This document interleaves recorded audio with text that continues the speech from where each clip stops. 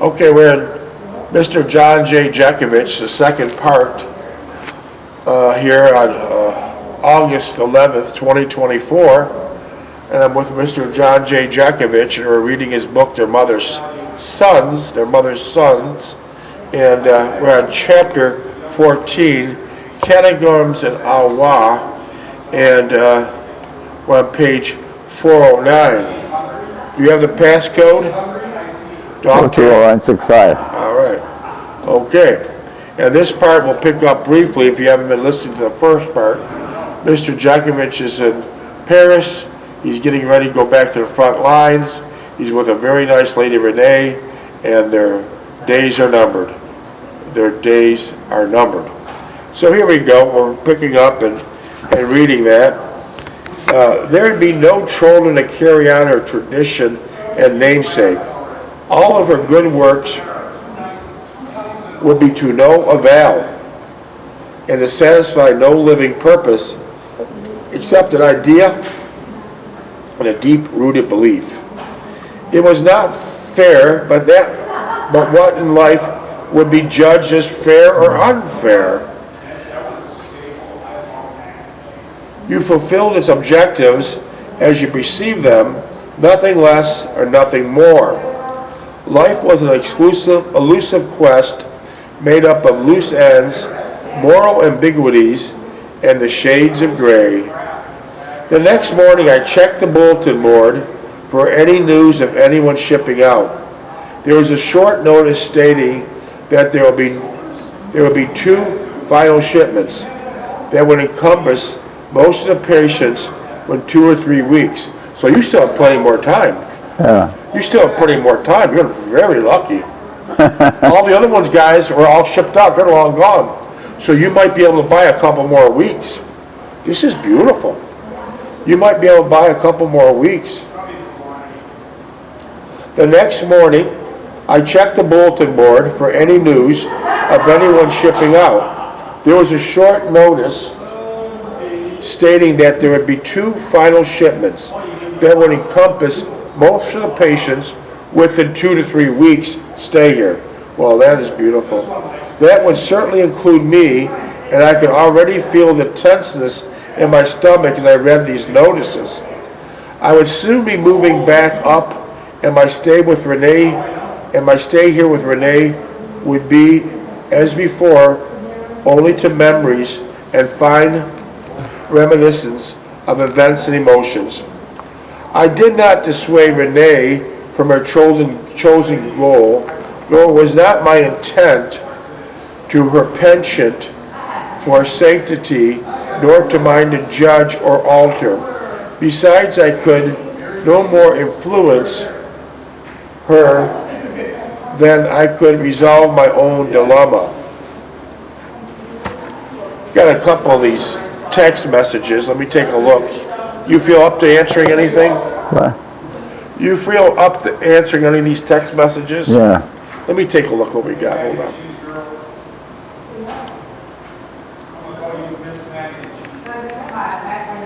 Let's see. This one's about longevity. We covered that many times. Longevity. This one is about Kimberly-Clark. Before I read this text, could you tell me your experiences at Kimberly-Clark? At Kimberly-Clark? Yeah. That was the last resort, Kimberly-Clark. I had to go to school, but then I had to do something. I didn't want to go back to where my uncle and all those crappy factories. And what did you do at Kimberly-Clark? I started at the bottom. I started at the bottom what little Tom's doing now. I was a boat handler. And I wound up the management there. Okay, let me ask you, was it 35 years approximately? Yeah. And did you miss any work? No, I never worked and I never drove my car. I walked all the time. You walked even in the heavy snowstorms? Huh? Even in the heavy snowstorms? Oh, yeah. And how about heavy thunder and rainstorms? Did you walk? And what? Even heavy thunder and rainstorms. Did you walk every day? You never took your car on that property? That car was never in the parking lot. And what hours would you work there? Shift work, I was on shift work. Explain to those that don't know what shift. Well, it'd be 1 week would be afternoon, next week would be days, and the other week would be midnights. That was a continuous operation in that place. And besides that, you also ran a laundromat. A laundromat, and I had a small business on the side putting wallpaper up. Yeah, and not only wallpaper, you did snow plowing. Snow plowing, yeah. So you were kind of like your father. Your father worked hard at all different jobs. And for those that don't know, how old was your father when he died? 43. He just died of being overworked. Oh yeah, he just had a massive heart attack. Because he came from a horrible, miserable town in Russia. I'm sitting with a woman, she's telling me she had a heart attack 6 months ago. And I said, well, how did you recover? She said, I recovered completely. And she didn't have no torch speech or nothing. But your father, it was fatal. Yeah, when he had a heart attack, and that was it. Well, getting back to Carbrundum, what was the conditions like working there? Carbrundum? Yeah, no, excuse me. That's where your mother and father were. Getting back to the conditions at Kimberly-Clark, what were the conditions there? Well, a hell of a lot better than working with my father, with my uncle in those shattered places. It was clean, but it was hot as hell. Like what kind of temperature was it? 105, 110. How'd you work, just in a t-shirt? Just a t-shirt and a pair of pants, yeah. It's ironic, you came from the Battle of Bulge, where the temperatures were 20 below zero, and you go to Kimberly-Clark where the temperatures are 105. Well, the Kimberly-Clark was the last resort. I was supposed to go to school and everything else, and then my father died. That just changed everything. But you lasted 35 years, correct? And Kimberly, yeah. And you worked shift work for 35 years, right? Right, yeah. And what kind of products did Kimberly-Clark make? Kimberly-Clark made the Kleenex and Kotex. And what else? And the paper. They were a magazine. They made paper that you could put on both sides, colored on both sides. So you've been retired for about 50 years now, correct? In a paper mill, yeah. You've been retired. And for 50 years, it's a long time to be retired. And over those 50 years, is it not correct that you not receive one dime of pension from Kimberly-Clark? No pension at all. Okay, and let me explain to those who don't know. Kimberly-Clark, when Mr. John J. Jeckovich was getting to retire after 35 years of loyal service, plus many other World War II veterans were getting ready to retire, Kimberly-Clark did a nefarious act. They manipulated a legal system, shipping the legal entity in some form to Canada, filing a bankruptcy, going back and forth, and the sole purpose that Kimberly-Clark did this for was to evade paying the workers a pension. Yeah. They're sneaky little bastards, let's face it. Yeah. They're sneaky little bastards. And so they manipulated the system because they could, and they knew how, but as a result, Mr. Jeckovich and others lost 50 years of pension.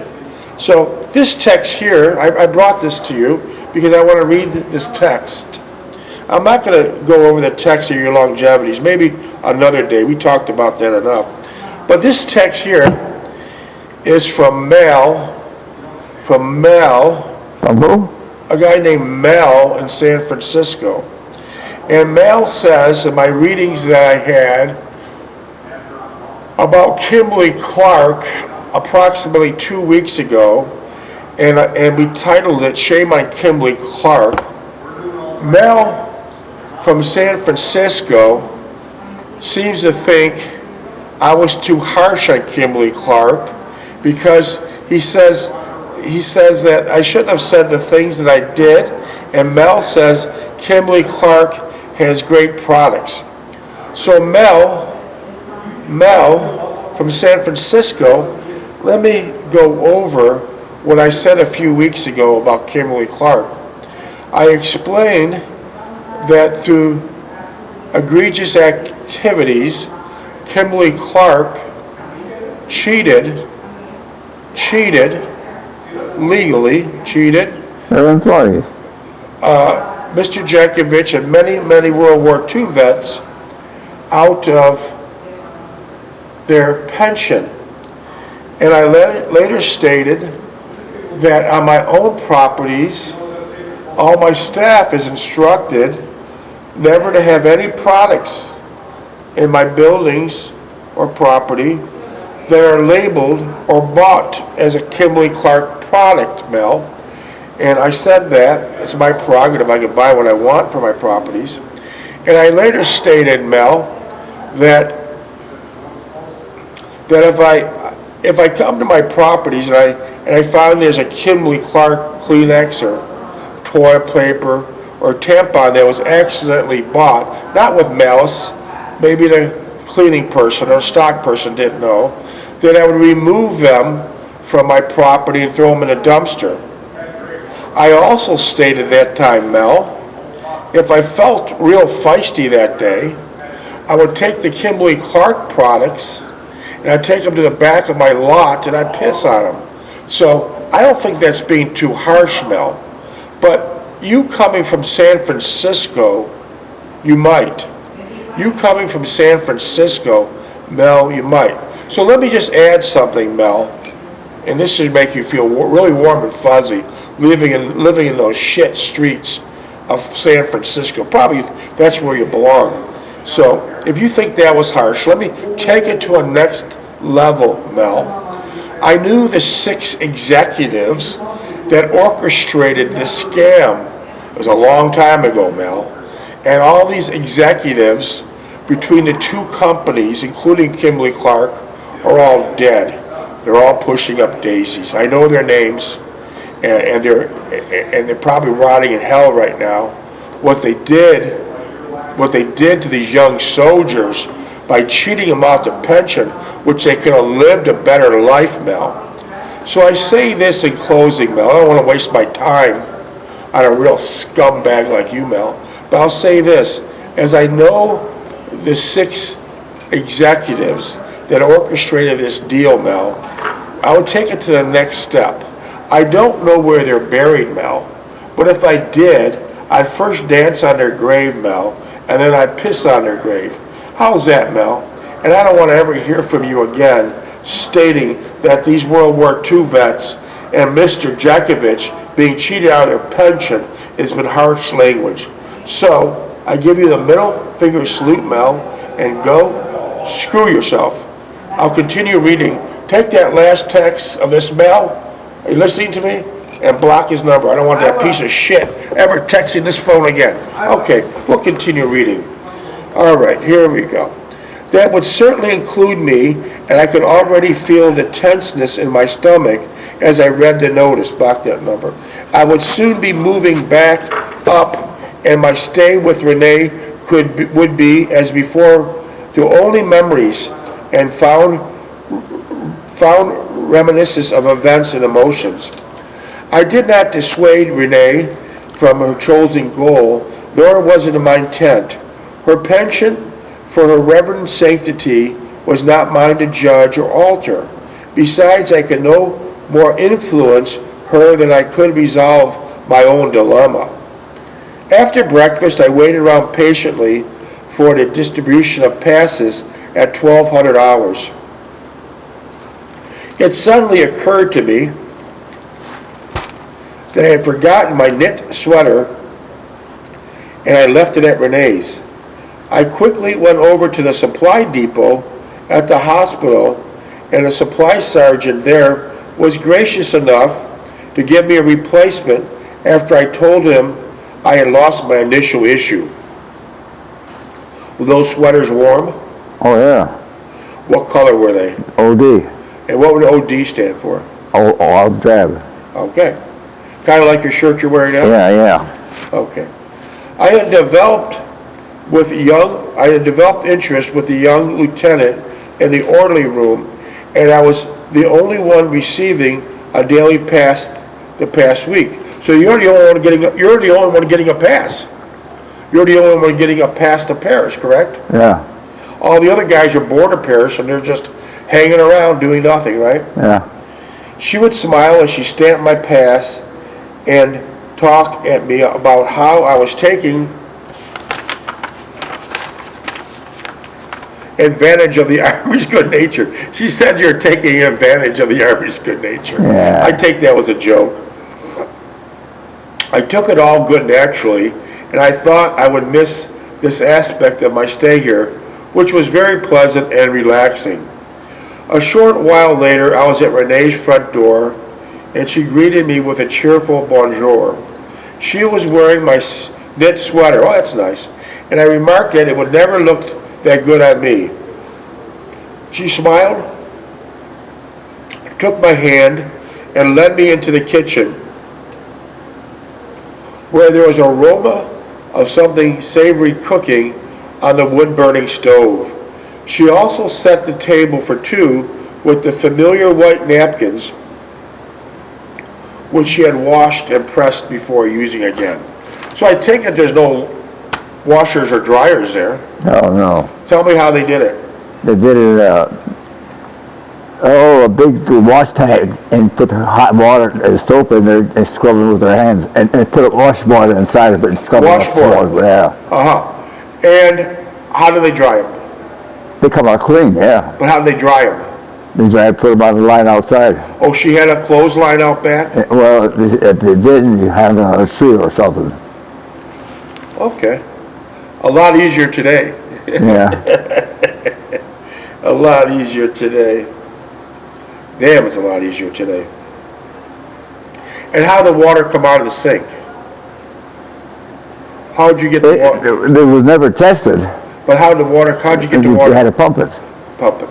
Like this? Yeah. Hell of a process, Okay. She broke away and went back to the stove. Her high heels clicking on the tiled floor. I sat down at the kitchen table, watching her as she moved graciously. She would glance at me occasionally, smile, and turn away. As she ladled the onion soup in our bowls, I could smell the sweetness of her body and a desire welled inside me. I wanted her more at this moment than anything else. I became single-minded in my desire and could only think of her and fulfilling my eagerness to be one with her. I told her that my time was running out and I would be shipping out in several days. She said that she understood and was disheartened at the event. She stated that my going away made her easier for her to reach a decision about returning to the convent. Did you block that number? Yeah. Thank you. I don't know what to do or decide if I stayed here longer, she stammered, twirling her spoon in her soup. I could see that she was concerned greatly about doing the right thing before I left. We ate very little, frustrated by the eventual departure for good and the desire for one another. We left the kitchen and went into the parlor where I made a fire in the fireplace. We both sat there before, seeking comfort and guidance in its flickering flames. Did they have electrical lights in those houses? Electric? In those houses? Yeah, but it was weak. 110 only. Oh, okay.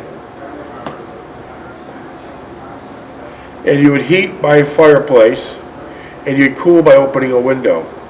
Well, the window, yeah. Yeah. Well, then they start getting fans. Okay. Okay. Did they have any type of refrigeration? They had a refrigerator, but the guy could come with his cart with a donkey with a horse pulling it, a block of ice, and put it in the refrigerator. No kidding. For the day. And That was a refrigeration. That's what I guess when the term icebox came from. Yeah. Icebox. And how long would that block of ice last? Last a day, Could you show me? depending on the temperature outside. Could you show me with your hands how big the block was? A block was probably Show me with your hands. No, with your hands. like this and like that. Okay. So every day They put up with 2 hooks. hooks. Okay. Like a claw. Yeah. So every day the icemen would make rounds to everyone's house. Yeah.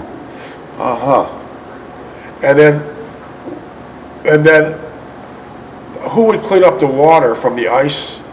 You'd have to mop it up every day, the ice melting in the ice box? With the ice melting in the ice box. We dipped down on the floor, but they had a pan underneath it. Okay.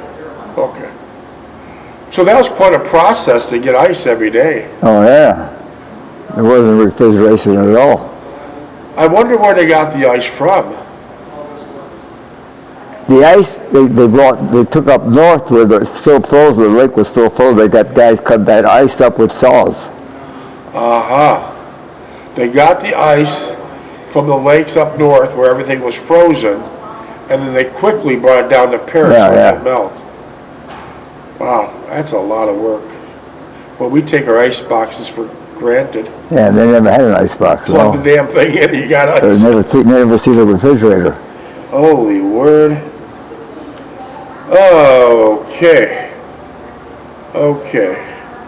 Okay, these 3 or 4 paragraphs we gotta miss. We're not gonna read these 3 or 4 paragraphs. We lay there for several minutes, each with our own thoughts and emotions.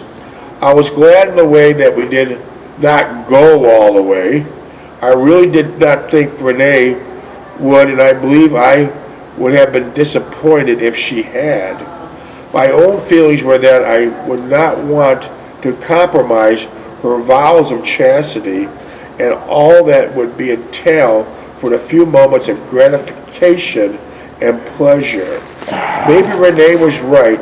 We did not have any other choice, and this only proved her analysis of our situation. I did not think, but I felt joy and admiration for Renee, for I believe this was her moment of truth, and she sustained herself admirably.